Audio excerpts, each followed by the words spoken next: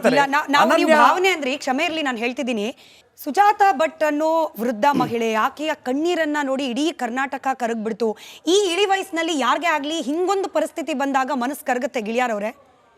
ಆಕೆಗೆ ಸರಿಯಾದ ಒಂದು ಚಿಕಿತ್ಸೆಯ ಅವಶ್ಯಕತೆ ಇತ್ತು ಅಥವಾ ನಿಜವಾಗ್ಲೂ ಆಕೆಗೆ ಏನಾದ್ರೂ ಬೇರೆ ಸಮಸ್ಯೆ ಇತ್ತು, ಅದನ್ನ ಎನ್ಕ್ಯಾಶ್ ಮಾಡ್ಲಿಕ್ಕೆ ಪ್ರಯತ್ನ ಪಟ್ಟು ಆಕೆಯನ್ನು ಬೀದಿಗೆ ತಂದು ತಾವು ಬೀದಿಗೆ ಬಂದ್ಬಿಟ್ರ ಅನ್ನಿಸ್ತಿದೆ. ಈಗ ಸುಜಾತ ಎನ್ನುವಂಥ ಆ ಮಹಿಳೆಯನ್ನು ಬಳಸ್ಕೊಂಡು ಆ ಹೆಂಗಸಿನ ವಯಸ್ಸಿಗೆ ನಾನು ಬೆಲೆ ಕೊಡ್ತೀನಿ. ಯಾಕಂದರೆ ನನಗೆ ಆ ಹೆಂಗಸೊಂದು ದಾಳ ಅಷ್ಟೇ. ನಾನು ಮೊದಲೇ ಹೇಳಿದ್ದೀನಿ, ನಾನು ಆ ಕ್ಯಾರೆಕ್ಟರ್ನ ತಂದ ತಕ್ಷಣ ಇದು ಫೇಕು ಅನನ್ಯ ಭಟ್ ಅನ್ನೋದು ಒಂದು ಕಟ್ಟುಕತೆ ಅಂತ ಮೊದಲೇ ಹೇಳಿಬಿಟ್ಟಿದ್ದೀನಿ. ಇದ್ರ ಹಿಂದೆ ಸೆಂಥಿಲ್ ಇದ್ದಾರೆ, ಇದ್ರ ಹಿಂದೆ ಕೆ ವಿ ಧನಂಜಯ ಇದ್ದಾರೆ, ಇದ್ರ ಹಿಂದೆ ಆ ವಕೀಲ ಮಂಜುನಾಥ್ ಇದ್ದಾರೆ. ಇವರೆಲ್ಲರೂ ಕೂಡ ಇದರಲ್ಲಿ ಅಪರಾಧಿಗಳು. ಇವ್ರ ಮೇಲೆ ಕೂಡ, ಯಾಕಂದ್ರೆ ಇವರೊಂದು ದೊಡ್ಡ ಪ್ರೊಪಗಂಡ ಮಾಡಿ ಏನು ದೊಡ್ಡ ಸುಪ್ರೀಂ ಕೋರ್ಟ್ ಅಡ್ವೊಕೇಟ್ ಅನ್ನೋ ರೀತಿ ಫೋರ್ಸ್ ಕೊಟ್ಟು ಇವರ ಏನು ಇದನ್ನ ಚಾರ್ಜ್ ಜಾಸ್ತಿ ಮಾಡ್ತಾರೆ. ಆಶ್ಚರ್ಯ ಹೆಂಗೆ ಅಂದ್ರೆ, ರಿಪಬ್ಲಿಕ್ ಕನ್ನಡದ ಸ್ಟುಡಿಯೋದಲ್ಲಿ 2 ಬಾರಿ ನಮ್ಮ ರಿಪಬ್ಲಿಕ್ ಕನ್ನಡದ ಕ್ಯಾಮ್ರಾ ಮುಂದೆ ನಮ್ಮ ಎಡಿಟರೇ ಸಂದರ್ಶನ ಮಾಡಿದ್ರು. 1 ಬಾರಿ ಹೇಳ್ದಂಗೆ 2ನೇ ಬಾರಿ ಹೇಳಿಲ್ಲ. ನಮ್ಗೇನೆ ನಂಬಿಕೆ ಬರ್ತಾ ಇಲ್ಲ. ನಮ್ಮ ಅನುಭವಕ್ಕೆ, ಪತ್ರಕರ್ತರ ಅನುಭವಕ್ಕೆ ಮೀರಿದ್ರೆ ಅಡ್ವೊಕೇಟ್ಗಳ ಅನುಭವ ಎಂಥದ್ದು ಸರ್? ಅವರಿಗೆ ಲೀಗಲಿ ಯಾರು ಸತ್ಯ ಹೇಳ್ತಿದ್ದಾರೆ, ಯಾರು ಸುಳ್ಳು ಹೇಳ್ತಿದ್ದಾರೆ ಚಿಟಿಕೆ ಹೊಡೆಯೋದ್ರಲ್ಲಿ ಕಂಡುಹಿಡಿತಾರೆ. ಹೆಂಗ್ ನಂಬಿದ್ರು ಅಂತ ಇದನ್ನೆಲ್ಲ ನಂಬಿದ್ದಲ್ಲ, ನಂಬಿಸಿ ನೋಡಿ. ಇದೊಂದು ಪ್ರೊಪಗಂಡದ ಪಾಲುದಾರರಾಗಿ ಆ ಹೆಂಗಸನ್ನ ಮಾಡಿದ್ದು. ಆ ಹೆಂಗಸು ಅವರ ಕುಟುಂಬದ ವ್ಯಾಜ್ಯ ಅವರು ಬಹಳ ಸ್ಪಷ್ಟವಾಗಿ ಹೇಳ್ತಾ ಇದ್ದಾರೆ. ಅವರ ಫ್ಯಾಮಿಲಿ ಜಾಗವನ್ನ ಅವರ ಚಿಕ್ಕಪ್ಪ ಧರ್ಮಸ್ಥಳಕ್ಕೋ ಯಾರಿಗೋ ಮಾರಿದ್ದಾರೆ, ಮಾರಾಟ ಮಾಡಿದ್ದಾರೆ ಅಥವಾ ದಾನ ಮಾಡಿದ್ದಾರೆ, ನನಗೆ ಗೊತ್ತಿಲ್ಲ.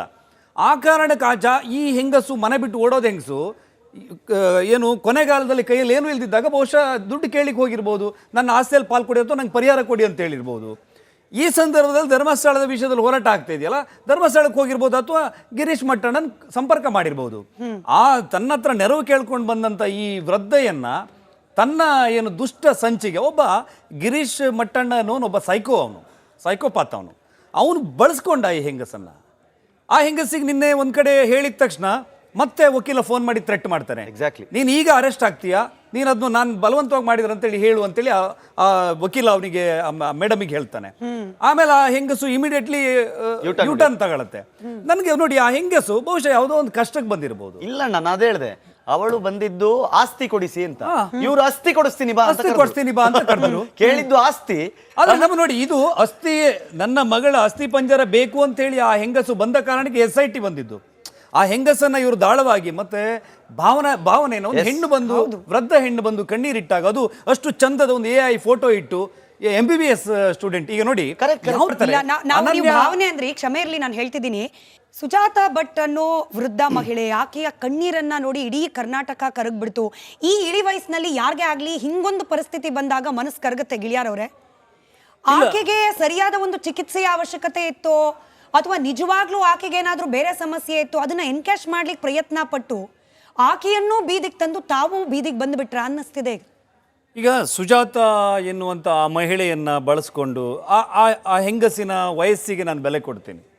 ಯಾಕಂದರೆ ನನಗೆ ಆ ಹೆಂಗಸೊಂದು ದಾಳ ಅಷ್ಟೇ. ನಾನು ಮೊದಲೇ ಹೇಳಿದ್ದೀನಿ, ನಾನು ಆ ಕ್ಯಾರೆಕ್ಟರ್ನ ತಂದ ತಕ್ಷಣ ಇದು ಫೇಕು ಅನನ್ಯ ಭಟ್ ಅನ್ನೋದು ಒಂದು ಕಟ್ಟುಕತೆ ಅಂತ ಮೊದಲೇ ಹೇಳಿಬಿಟ್ಟಿದ್ದೀನಿ.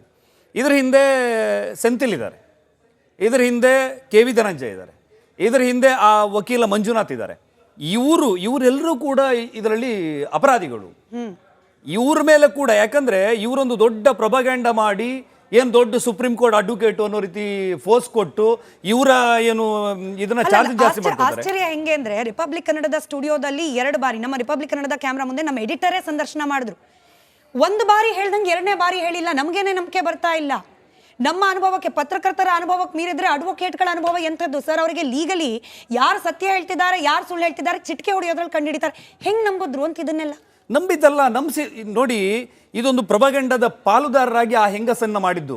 ಆ ಹೆಂಗಸು ಅವರ ಕುಟುಂಬದ ವ್ಯಾಜ್ಯ ಅವರು ಬಹಳ ಸ್ಪಷ್ಟವಾಗಿ ಹೇಳ್ತಾ ಇದ್ದಾರೆ. ಅವರ ಫ್ಯಾಮಿಲಿ ಜಾಗವನ್ನ ಅವರ ಚಿಕ್ಕಪ್ಪ ಧರ್ಮಸ್ಥಳಕ್ಕೋ ಯಾರಿಗೋ ಮಾರಿದ್ದಾರೆ, ಮಾರಾಟ ಮಾಡಿದ್ದಾರೆ ಅಥವಾ ದಾನ ಮಾಡಿದ್ದಾರೆ, ನನಗೆ ಗೊತ್ತಿಲ್ಲ. ಆ ಕಾರಣಕ್ಕೆ ಈ ಹೆಂಗಸು ಮನೆ ಬಿಟ್ಟು ಓಡೋದು ಹೆಂಗಸು ಏನು ಕೊನೆಗಾಲದಲ್ಲಿ ಕೈಯಲ್ಲಿ ಏನು ಇಲ್ದಿದ್ದಾಗ ಬಹುಶಃ ದುಡ್ಡು ಕೇಳಿಕ್ಕೆ ಹೋಗಿರ್ಬೋದು, ನನ್ನ ಆಸ್ತಿಯಲ್ಲಿ ಪಾಲ್ ಕೊಡಿ ಅಥವಾ ನಂಗೆ ಪರಿಹಾರ ಕೊಡಿ ಅಂತ ಹೇಳಿರ್ಬೋದು. ಈ ಸಂದರ್ಭದಲ್ಲಿ ಧರ್ಮಸ್ಥಳದ ವಿಷಯದಲ್ಲಿ ಹೋರಾಟ ಆಗ್ತಾ ಇದೆಯಲ್ಲ, ಧರ್ಮಸ್ಥಳಕ್ಕೆ ಹೋಗಿರ್ಬೋದು ಅಥವಾ ಗಿರೀಶ್ ಮಟ್ಟಣ್ಣನ ಸಂಪರ್ಕ ಮಾಡಿರ್ಬೋದು.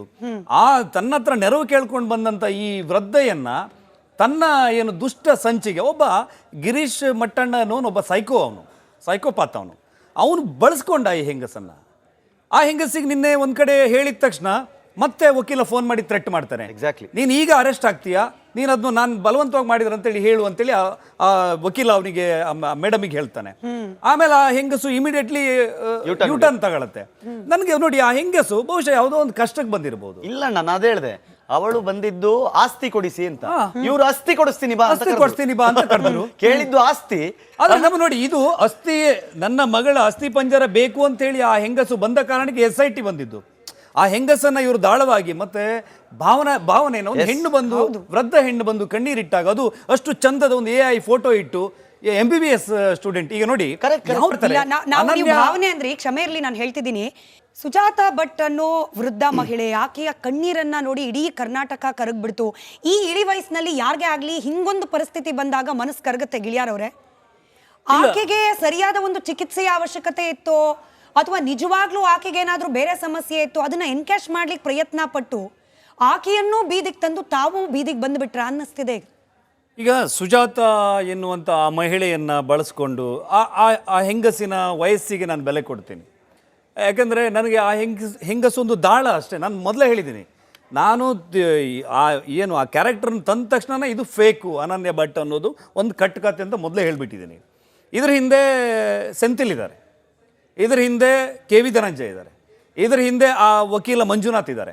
ಇವರೆಲ್ಲರೂ ಕೂಡ ಇದರಲ್ಲಿ ಅಪರಾಧಿಗಳು.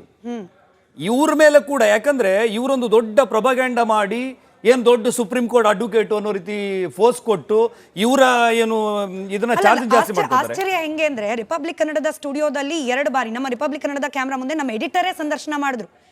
1 ಬಾರಿ ಹೇಳ್ದಂಗೆ 2ನೇ ಬಾರಿ ಹೇಳಿಲ್ಲ. ನಮ್ಗೇನೆ ನಂಬಿಕೆ ಬರ್ತಾ ಇಲ್ಲ. ನಮ್ಮ ಅನುಭವಕ್ಕೆ, ಪತ್ರಕರ್ತರ ಅನುಭವಕ್ಕೆ ಮೀರಿದ್ರೆ ಅಡ್ವೊಕೇಟ್ಗಳ ಅನುಭವ ಎಂಥದ್ದು ಸರ್? ಅವರಿಗೆ ಲೀಗಲಿ ಯಾರು ಸತ್ಯ ಹೇಳ್ತಿದ್ದಾರೆ, ಯಾರು ಸುಳ್ಳು ಹೇಳ್ತಿದ್ದಾರೆ ಚಿಟಿಕೆ ಹೊಡೆಯೋದ್ರಲ್ಲಿ ಕಂಡುಹಿಡಿತಾರೆ. ಹೆಂಗ್ ನಂಬಿದ್ರು ಅಂತ ಇದನ್ನೆಲ್ಲ ನಂಬಿದ್ದಲ್ಲ, ನಂಬಿಸಿ ನೋಡಿ. ಇದೊಂದು ಪ್ರೊಪಗಂಡದ ಪಾಲುದಾರರಾಗಿ ಆ ಹೆಂಗಸನ್ನ ಮಾಡಿದ್ದು. ಆ ಹೆಂಗಸು ಅವರ ಕುಟುಂಬದ ವ್ಯಾಜ್ಯ ಅವರು ಬಹಳ ಸ್ಪಷ್ಟವಾಗಿ ಹೇಳ್ತಾ ಇದ್ದಾರೆ. ಅವರ ಫ್ಯಾಮಿಲಿ ಜಾಗವನ್ನ ಅವರ ಚಿಕ್ಕಪ್ಪ ಧರ್ಮಸ್ಥಳಕ್ಕೋ ಯಾರಿಗೋ ಮಾರಿದ್ದಾರೆ, ಮಾರಾಟ ಮಾಡಿದ್ದಾರೆ ಅಥವಾ ದಾನ ಮಾಡಿದ್ದಾರೆ, ನನಗೆ ಗೊತ್ತಿಲ್ಲ. ಆ ಕಾರಣಕ್ಕೆ ಈ ಹೆಂಗಸು ಮನೆ ಬಿಟ್ಟು ಓಡೋದು ಹೆಂಗಸು ಏನು ಕೊನೆಗಾಲದಲ್ಲಿ ಕೈಯಲ್ಲಿ ಏನು ಇಲ್ದಿದ್ದಾಗ ಬಹುಶಃ ದುಡ್ಡು ಕೇಳಿಕ್ಕೆ ಹೋಗಿರ್ಬೋದು, ನನ್ನ ಆಸ್ತಿಯಲ್ಲಿ ಪಾಲ್ ಕೊಡಿ ಅಥವಾ ನಂಗೆ ಪರಿಹಾರ ಕೊಡಿ ಅಂತ ಹೇಳಿರ್ಬೋದು. ಈ ಸಂದರ್ಭದಲ್ಲಿ ಧರ್ಮಸ್ಥಳದ ವಿಷಯದಲ್ಲಿ ಹೋರಾಟ ಆಗ್ತಾ ಇದೆಯಲ್ಲ, ಧರ್ಮಸ್ಥಳಕ್ಕೆ ಹೋಗಿರ್ಬೋದು ಅಥವಾ ಗಿರೀಶ್ ಮಟ್ಟಣ್ಣನ ಸಂಪರ್ಕ ಮಾಡಿರ್ಬೋದು. ತನ್ನ ಹತ್ರ ನೆರವು ಕೇಳ್ಕೊಂಡು ಬಂದಂಥ ಈ ವೃದ್ಧೆಯನ್ನ ತನ್ನ ಏನು ದುಷ್ಟ ಸಂಚಿಗೆ ಒಬ್ಬ ಗಿರೀಶ್ ಮಟ್ಟಣ್ಣ ಅನ್ನೋನು ಒಬ್ಬ ಸೈಕೋಪಾತ್ ಅವನು ಬಳಸ್ಕೊಂಡ ಈ ಹೆಂಗಸನ್ನ. ಆ ಹೆಂಗಸಿಗೆ ನಿನ್ನೆ ಒಂದ್ ಕಡೆ ಹೇಳಿದ ತಕ್ಷಣ ಮತ್ತೆ ವಕೀಲ ಫೋನ್ ಮಾಡಿ ಥ್ರೆಟ್ ಮಾಡ್ತಾನೆ. Exactly. ನೀನು ಈಗ ಅರೆಸ್ಟ್ ಆಗ್ತೀಯಾ, ನೀನು ಅದನ್ನು ನಾನು ಬಲವಂತವಾಗಿ ಮಾಡಿದ್ರೆ ಅಂತೇಳಿ ಹೇಳು ಅಂತೇಳಿ ಆ ವಕೀಲ ಅವನಿಗೆ ಮೇಡಮಿಗೆ ಹೇಳ್ತಾನೆ. ಆಮೇಲೆ ಆ ಹೆಂಗಸು ಇಮಿಡಿಯೇಟ್ಲಿ ಯೂಟರ್ನ್ ತಗೊಳತ್ತೆ. ನನಗೆ ನೋಡಿ ಆ ಹೆಂಗಸು ಬಹುಶಃ ಯಾವುದೋ ಒಂದು ಕಷ್ಟಕ್ಕೆ ಬಂದಿರಬಹುದು. ಇಲ್ಲ, ನಾನು ಅದೇ ಹೇಳ್ದೆ, ಅವಳು ಬಂದಿದ್ದು ಆಸ್ತಿ ಕೊಡಿಸಿ ಅಂತ. ಇವ್ರು ಅಸ್ತಿ ಕೊಡಿಸ್ತೀನಿ ಬಾ ಅಂತ ಕರೆದ್ರು. ಕೇಳಿದ್ದು ಆಸ್ತಿ. ಆದ್ರೆ ನಮ್ಮ ನೋಡಿ, ಇದು ಅಸ್ಥಿ, ನನ್ನ ಮಗಳ ಅಸ್ಥಿ ಪಂಜರ ಬೇಕು ಅಂತ ಹೇಳಿ ಆ ಹೆಂಗಸು ಬಂದ ಕಾರಣಕ್ಕೆ SIT ಬಂದಿದ್ದು.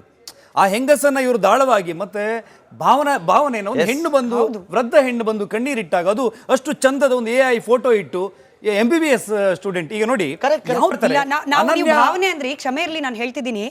ಸುಜಾತಾ ಭಟ್ ಅನ್ನೋ ವೃದ್ಧ ಮಹಿಳೆ, ಆಕೆಯ ಕಣ್ಣೀರನ್ನ ನೋಡಿ ಇಡೀ ಕರ್ನಾಟಕ ಕರಗ್ಬಿಡ್ತು. ಈ ಇಳಿ ವಯಸ್ಸಿನಲ್ಲಿ ಯಾರಿಗೆ ಆಗ್ಲಿ ಹಿಂಗೊಂದು ಪರಿಸ್ಥಿತಿ ಬಂದಾಗ ಮನಸ್ಸು ಕರಗತ್ತೆ ಗಿಳಿಯಾರವ್ರೆ. ಆಕೆಗೆ ಸರಿಯಾದ ಒಂದು ಚಿಕಿತ್ಸೆಯ ಅವಶ್ಯಕತೆ ಇತ್ತು ಅಥವಾ ನಿಜವಾಗ್ಲೂ ಆಕೆಗೆ ಏನಾದ್ರೂ ಬೇರೆ ಸಮಸ್ಯೆ ಇತ್ತು, ಅದನ್ನ ಎನ್ಕ್ಯಾಶ್ ಮಾಡ್ಲಿಕ್ಕೆ ಪ್ರಯತ್ನ ಪಟ್ಟು ಆಕೆಯನ್ನು ಬೀದಿಗೆ ತಂದು ತಾವು ಬೀದಿಗೆ ಬಂದ್ಬಿಟ್ರ ಅನ್ನಿಸ್ತಿದೆ.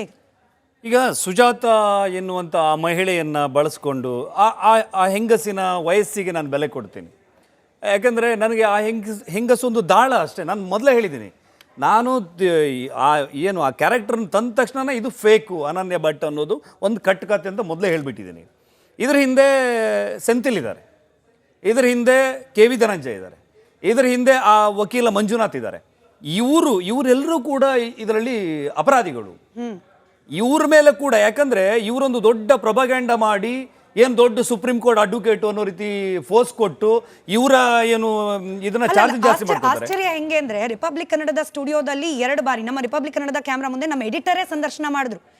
1 ಬಾರಿ ಹೇಳ್ದಂಗೆ 2ನೇ ಬಾರಿ ಹೇಳಿಲ್ಲ. ನಮ್ಗೇನೆ ನಂಬಿಕೆ ಬರ್ತಾ ಇಲ್ಲ. ನಮ್ಮ ಅನುಭವಕ್ಕೆ, ಪತ್ರಕರ್ತರ ಅನುಭವಕ್ಕೆ ಮೀರಿದ್ರೆ ಅಡ್ವೊಕೇಟ್ಗಳ ಅನುಭವ ಎಂಥದ್ದು ಸರ್? ಅವರಿಗೆ ಲೀಗಲಿ ಯಾರು ಸತ್ಯ ಹೇಳ್ತಿದ್ದಾರೆ, ಯಾರು ಸುಳ್ಳು ಹೇಳ್ತಿದ್ದಾರೆ ಚಿಟಿಕೆ ಹೊಡೆಯೋದ್ರಲ್ಲಿ ಕಂಡುಹಿಡಿತಾರೆ. ಹೆಂಗ್ ನಂಬಿದ್ರು ಅಂತ ಇದನ್ನೆಲ್ಲ ನಂಬಿದ್ದಲ್ಲ, ನಂಬಿಸಿ ನೋಡಿ, ಇದೊಂದು ಪ್ರಭಗಂಡದ ಪಾಲುದಾರರಾಗಿ ಆ ಹೆಂಗಸನ್ನ ಮಾಡಿದ್ದು. ಆ ಹೆಂಗಸು ಅವರ ಕುಟುಂಬದ ವ್ಯಾಜ್ಯ ಅವ್ರು ಬಹಳ ಸ್ಪಷ್ಟವಾಗಿ ಹೇಳ್ತಾ ಇದ್ದಾರೆ. ಅವರ ಫ್ಯಾಮಿಲಿ ಜಾಗವನ್ನ ಅವರ ಚಿಕ್ಕಪ್ಪ ಧರ್ಮಸ್ಥಳಕ್ಕೋ ಯಾರಿಗೋ ಮಾರಿದ್ದಾರೆ, ಮಾರಾಟ ಮಾಡಿದ್ದಾರೆ ಅಥವಾ ದಾನ ಮಾಡಿದ್ದಾರೆ, ನನಗೆ ಗೊತ್ತಿಲ್ಲ. ಆ ಕಾರಣಕ್ಕೆ ಈ ಹೆಂಗಸು ಮನೆ ಬಿಟ್ಟು ಓಡೋದು ಹೆಂಗಸು ಏನು ಕೊನೆಗಾಲದಲ್ಲಿ ಕೈಯಲ್ಲಿ ಏನು ಇಲ್ದಿದ್ದಾಗ ಬಹುಶಃ ದುಡ್ಡು ಕೇಳಿಕ್ಕೆ ಹೋಗಿರ್ಬೋದು, ನನ್ನ ಆಸ್ತಿಯಲ್ಲಿ ಪಾಲ್ ಕೊಡಿ ಅಥವಾ ನಂಗೆ ಪರಿಹಾರ ಕೊಡಿ ಅಂತ ಹೇಳಿರ್ಬೋದು. ಈ ಸಂದರ್ಭದಲ್ಲಿ ಧರ್ಮಸ್ಥಳದ ವಿಷಯದಲ್ಲಿ ಹೋರಾಟ ಆಗ್ತಾ ಇದೆಯಲ್ಲ, ಧರ್ಮಸ್ಥಳಕ್ಕೆ ಹೋಗಿರ್ಬೋದು ಅಥವಾ ಗಿರೀಶ್ ಮಟ್ಟಣ್ಣನ ಸಂಪರ್ಕ ಮಾಡಿರ್ಬೋದು.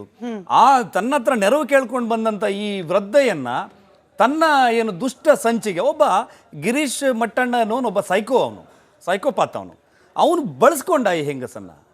ಆ ಹೆಂಗಸಿಗೆ ನಿನ್ನೆ ಒಂದ್ ಕಡೆ ಹೇಳಿದ ತಕ್ಷಣ ಮತ್ತೆ ವಕೀಲ ಫೋನ್ ಮಾಡಿ ಥ್ರೆಟ್ ಮಾಡ್ತಾನೆ. ಎಕ್ಸಾಕ್ಟ್ಲಿ, ನೀನು ಈಗ ಅರೆಸ್ಟ್ ಆಗ್ತೀಯಾ, ನೀನು ಅದನ್ನು ನಾನು ಬಲವಂತವಾಗಿ ಮಾಡಿದ್ರೆ ಅಂತೇಳಿ ಹೇಳು ಅಂತೇಳಿ ಆ ವಕೀಲ ಅವನಿಗೆ ಮೇಡಮಿಗೆ ಹೇಳ್ತಾನೆ. ಆಮೇಲೆ ಆ ಹೆಂಗಸು ಇಮಿಡಿಯೇಟ್ಲಿ ಯೂಟರ್ನ್ ತಗೊಳತ್ತೆ. ನನಗೆ ನೋಡಿ, ಆ ಹೆಂಗಸು ಬಹುಶಃ ಯಾವುದೋ ಒಂದು ಕಷ್ಟಕ್ಕೆ ಬಂದಿರಬಹುದು. ಇಲ್ಲ, ನಾನು ಅದೇ ಹೇಳಿದೆ, ಅವಳು ಬಂದಿದ್ದು ಆಸ್ತಿ ಕೊಡಿಸಿ ಅಂತ, ಇವ್ರು ಆಸ್ತಿ ಕೊಡಿಸ್ತೀನಿ ಬಾ ಅಂತ ಕರೆದ್ರು. ಕೇಳಿದ್ದು ಆಸ್ತಿ. ಆದ್ರೆ ನಮ್ಮ ನೋಡಿ, ಇದು ಅಸ್ಥಿ, ನನ್ನ ಮಗಳ ಅಸ್ಥಿ ಪಂಜರ ಬೇಕು ಅಂತ ಹೇಳಿ ಆ ಹೆಂಗಸು ಬಂದ ಕಾರಣಕ್ಕೆ SIT ಬಂದಿದ್ದು. ಆ ಹೆಂಗಸನ್ನ ಇವರು ದಾಳವಾಗಿ ಮತ್ತೆ ಭಾವನೆಯನ್ನು ಒಂದು ಹೆಣ್ಣು ಬಂದು, ವೃದ್ಧ ಹೆಣ್ಣು ಬಂದು ಕಣ್ಣೀರಿಟ್ಟಾಗ ಅದು ಅಷ್ಟು ಚಂದದ ಒಂದು AI ಫೋಟೋ ಇಟ್ಟು MBBS ಸ್ಟೂಡೆಂಟ್ ಈಗ ನೋಡಿ